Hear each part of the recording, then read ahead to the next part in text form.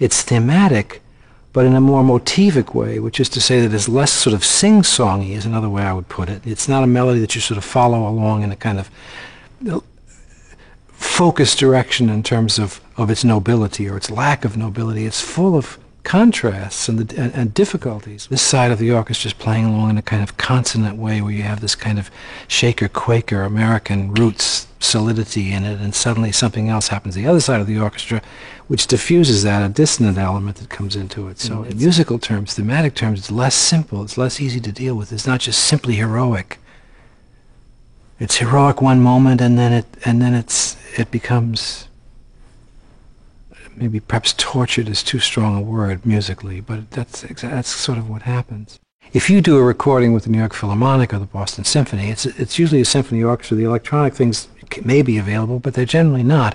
Here in the film studios, it's a daily occurrence that we mix these very advanced technological sound production sources with traditional acoustic instruments in a wonderful way. In the beginning of the film, as General Haig is approaching to have his meeting with an absolutely empty White House, in the foyer there of the White House, he comes up the steps and goes into the private quarters of the president.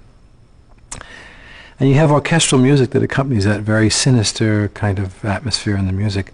But electronically, we've also produced some explosions which are kind of low-end, boom, this kind of thing where you almost don't hear it, but you feel it, which is like a kind of napalm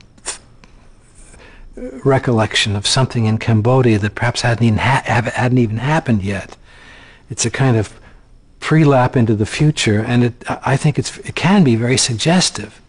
Creative process, very, very mysterious, but one of the wonderful things about cinema, about film, is that you have the context of the film, the text in the script, the ambiance of the sets and the scenery, the performances of the actors, to suggest everything: tempo, speed of the music, loud, soft, fast, slow, thick harmonies, or something very thin and ethereal.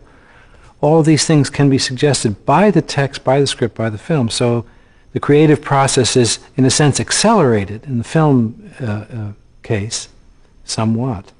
Many people say the best film music is music that isn't noticed, that's so seamlessly a part of what you see and hear that you only feel it. And certainly that's a big part of the way the film audience responds to what they hear and as they're looking and listening to perhaps dialogue. There are some areas where the music is more in the open, where you may have a better chance of having the audience consciously be aware of what's happening. This note's going to that note, the way you might do in a concert. But I think that's rare. I think what the audience gets from the music is some kind of emotional pull, hit, or tug in the gut that the music puts there that isn't there till we put music in the scene. This Nixon film is the third film I've done with Oliver Stone. The other two being Born on the 4th of July and JFK. And our relationship is so, by Hollywood terms, maturing. I mean, three films is already a considerable amount of work together. And as we know each other better, it's more comfortable. I've enormously enjoyed working with this man. First of all, he's one of our great directors, unquestionably, working right now.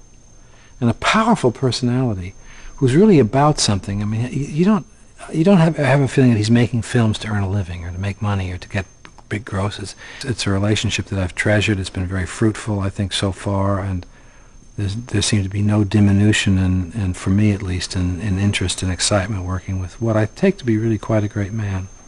Oliver Stone's films are documentary in nature. I mean, at least the ones that I've been associated with, they're not so straightforwardly narrative. So one spots more music in that kind of a subject than you would with a film that is more directly narrative, where one scene leads to the next scene to the next scene. He'll have flash forwards, flashbacks. In the middle of a scene in Nixon, there may be some references to meetings in China that took place years before or hadn't taken place yet, right in the middle of a dialogue scene in the White House. So you may normally not play the dialogue scene in the White House, but because of this documentary collage technique that he uses, now it means that we sense that we need to have music before the collage bit, during it, and after it to sew it all together. To write a piece of 5-minute music to play at the Hollywood Bowl, you write it one way. Writing it for here to accompany Anthony Hopkins' dialogue, you have another set of demands put on the music. But I think when you can take music out of a film and put it on a CD and play it and maybe edit it in some way, sometimes we do that to make it a little bit more interesting to listen to as a CD, we have a bonus. Well, I think this thing about interactive CD format relative to film soundtrack is the most exciting thing that's happened. I've been at this for quite a long time, and I can't think of a technology that's more exciting from a composer's point of view, from a musician's point of view. The fact that a composer, someone like myself, who's a sort of behind-the-scenes kind of person, suddenly is here talking to cameras and all the rest of it about film music in a way that is going to reach an audience in some fashion that it didn't before. So this new technology from our point of view as musicians is fabulous. It's like bringing the orchestra into their living room and letting them be part of the experience that we have here. Very exciting.